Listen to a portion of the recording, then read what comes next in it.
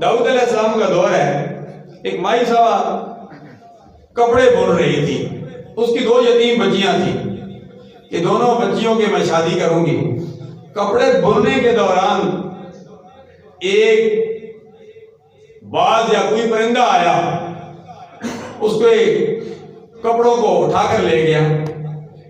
وہ اللہ پر شکوہ کرنے لگی۔ بعض لوگ شکوہ بھی کرتے ہیں اللہ پر۔ علامہ اقبال نے شکوہ بھی لکھا، جوابی شکوہ بھی لکھا، اس کا ایک اپنا انداز ہے۔ ہم بھی لوگ، کئی لوگ جو ہے اللہ پر شکوہ کرتے ہیں، یا اللہ تو مجھے ہی دیکھا تھا غربت کے لیے کہ مجھے تکلیف آ گئی۔ شکوہ نہیں کرنے چاہیے، ہر آدمی اللہ کا شکر ادا کرنا چاہیے۔ اس مائی نے شکوہ کیا، یا اللہ میں یتیم بچوں کے لیے میں کپڑے تیار کر رہی تھی، وہ دھاگا اور وہ کپڑے بعد آیا یا کوئی پرندہ آیا وہ لے گیا۔ وہ مائی صاحبہ اللہ کے نبی حضرت داؤد علیہ السلام کے پاس چلی گئی کہ آپ اللہ کے نبی ہیں، آپ رب کی بارگاہ میں عرض کرو میرا کیا ہوگا۔ رو رہی تھی۔ داؤد علیہ السلام فرماتے ہیں اے مائی صاحبہ تو بیٹھ جا۔ وہ مائی صاحبہ بیٹھ گئی۔ اللہ تھوڑی دیر کے بعد 3 صاحباتیں آ کر داؤد علیہ السلام کی خدمت میں 500 دینار پیش کرتے ہیں۔ سبحان اللہ۔ فرماتے ہیں ان کو صدقہ کر دو۔ داؤد علیہ السلام فرماتے ہیں یہ مجھے آپ کیوں دے رہے ہیں؟ آپ صدقہ کرنے کے لیے باہر بھی کسی کو دے دیتے تھے۔ اللہ کے نبی سے وہ تینوں اشخاص کہنے لگے ہم نے سمجھا کہ آپ امانت دار ہیں، آپ خیانت نہیں کریں گے، آپ جو مستحق ہوگا اسی کو دیں گے۔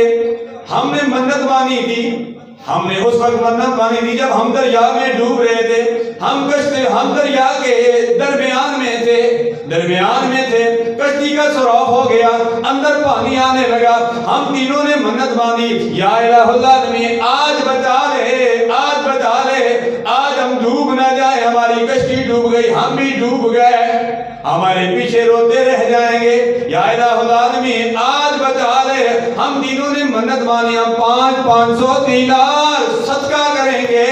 اللہ تبارک و تعالیٰ نے کرم فرمایا۔